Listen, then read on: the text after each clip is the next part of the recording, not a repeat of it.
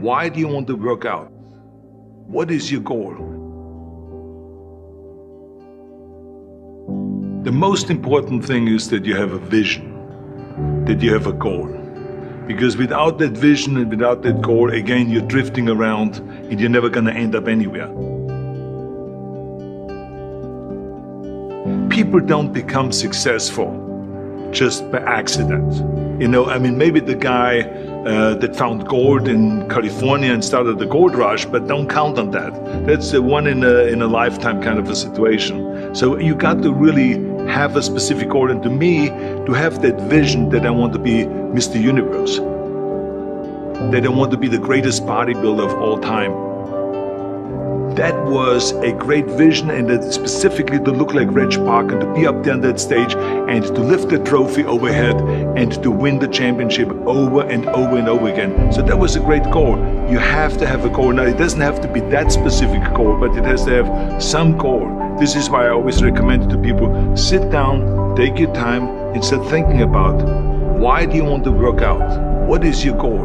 And that can be as crazy as it is. It could be, I want to impress girls. If that's your goal, so be it, but it motivates you. It could be that you're emulating a certain, bodybuilder or a certain football player, a certain boxer, whatever it is. Have those pictures put all over the wall like I did when I was a kid. I put pictures of Reg Park and of Sonny Liston, of boxers and of Ali and of powerlifters and weightlifters all over my bedroom, wall. So that every day when I go to sleep, every day when I wake up, I look at those pictures and they motivate me. You need that motivation, and then therefore you have this kind of imprint in front of you all the time, and you know exactly what you're chasing.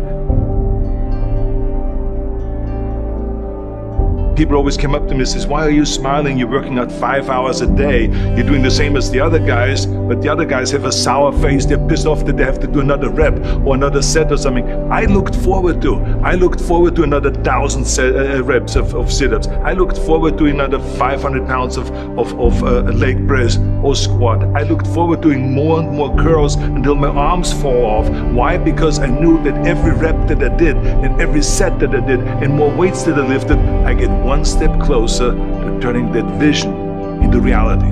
So I was turned on by that. I was excited. I couldn't wait to get to the gym.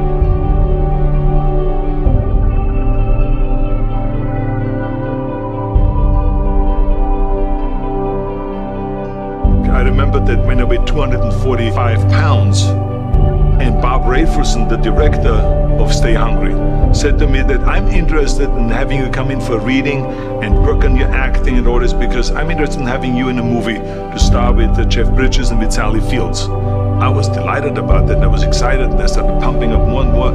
And then he said, but I don't want you to weigh more than 210 pounds. You want me to be in the movie, but I'm weighing 245 to 46. I say, I just won the Olympia, I say, which was 1974, and I was really at my biggest. And but he demanded that, and he says, look, it's very simple. On the day we start shooting, he says, I'm going to put you on a scale, and if you don't make the 210, you're out, because I have someone else in mind.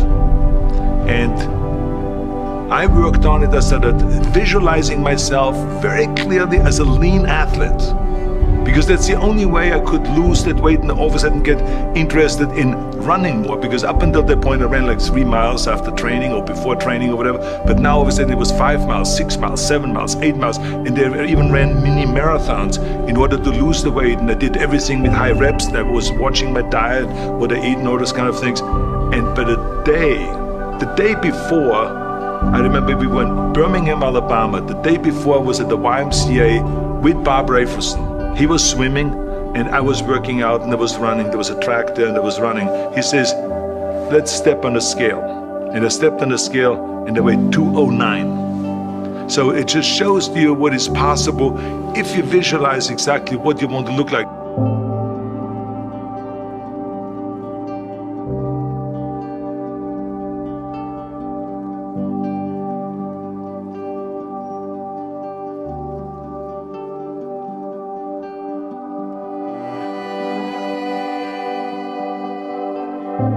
And there was no room for any kind of like, well, I can't get my act together or anything like this, because there's only a certain amount of time. But the key thing again is have the clear vision. Have the specific goal of what you want to accomplish, because then you never go to the gym and you say, the day I feel down a little bit, I don't know what it is all about, I don't know my life, I'm confused. No, I tell you that I was a perfect example of someone that was not confident at all.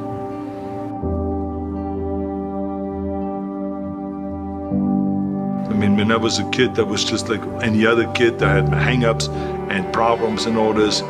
But when I joined the weightlifting club and I won my first little trophy because I did the best clean and jerk, and then we went to another meet and I won another little trophy, I started feeling like somebody. But the bottom line is, everyone can use the same method, because I used it in politics, I used it in making money, I used it in everything that I've done in the movie business. When you have one little victory, little victories add up, and that is what gives you then ultimately confidence. Well, for me, the most important thing always to have a deadline.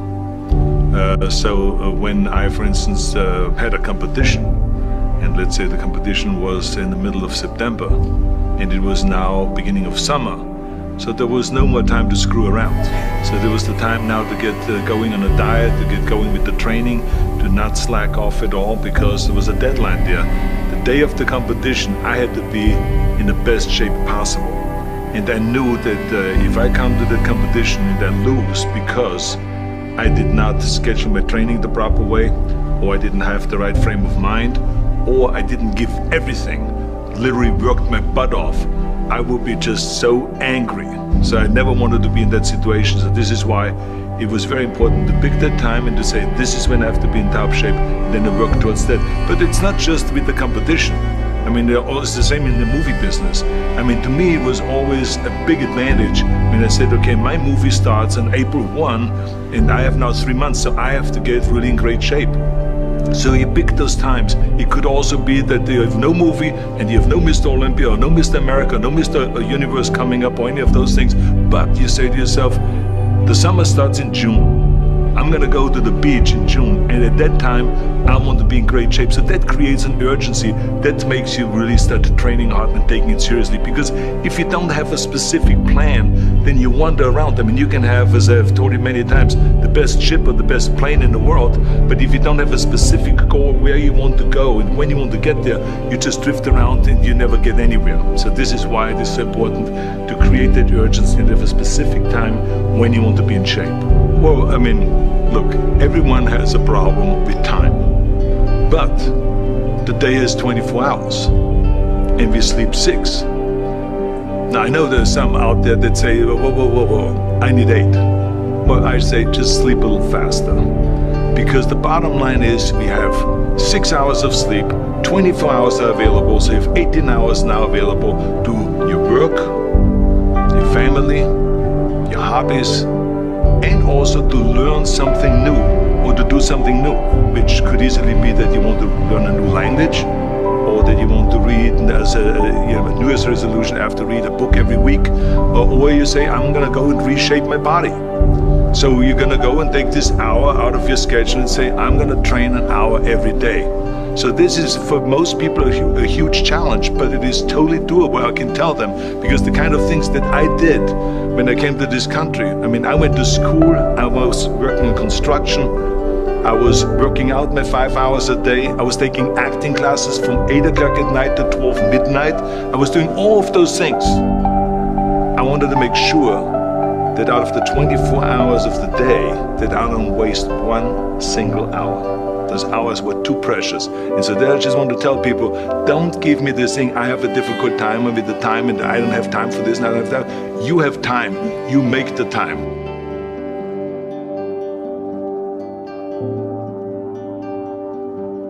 I hate Plan B.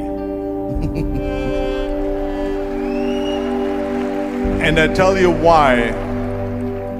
Because we have so many doubters, as I've said earlier, the no-sayers.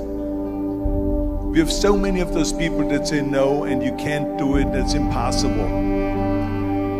That is okay because we just turn off, as I said earlier, and we listen and we hear the no being a yes. You can't do it, you can do it, and all of that. So that is possible to do that amongst all the negative people around you. But when you start doubting yourself, that's very dangerous. Because now what you're basically saying is that if my plan doesn't work, I have a fallback plan, I have a plan B. And that means that you start thinking about plan B, and every thought that you put into plan B, you're taking away now that thought and that energy from plan A.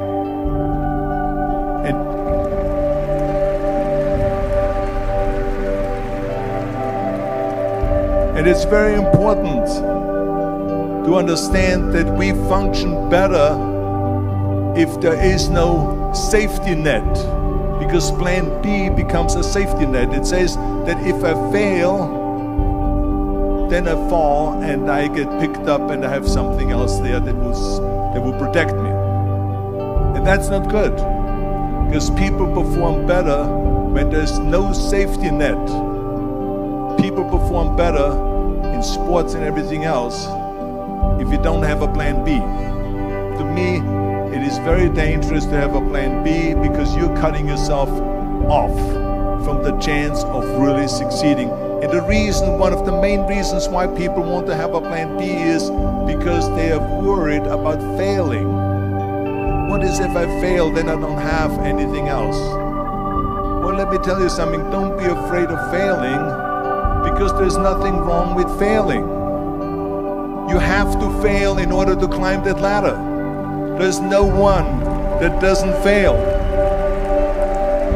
We all fail. It's okay.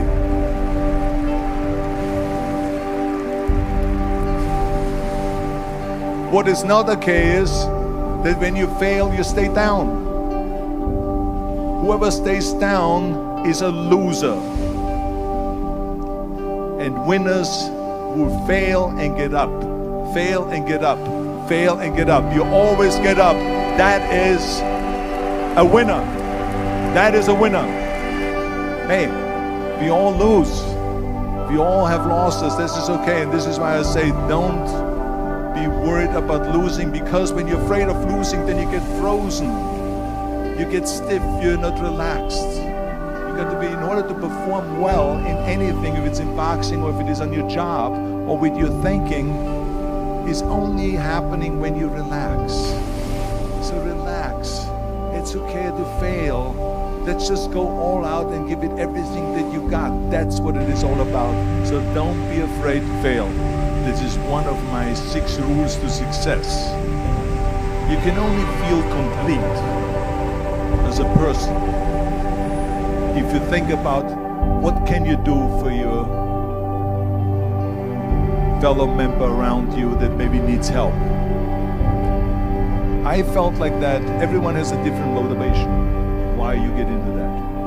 I was an immigrant going to America, and I saw how America was the most generous country in the world. I mean, they opened up their arms to me, they helped me, they invited me for Thanksgiving dinner. The people, they brought me the bodybuilders in the gym brought me plates to my apartment because I had no plates, I had no silverware, I had no bedware, I had no pillows, I had no blanket, I had no TV, I had no radio, I had nothing. They brought it to my apartment. They helped me. And I saw that firsthand, this generosity in America. And I said to myself, as an immigrant that is being embraced with open arms, that I need to go and make sure that I give something back.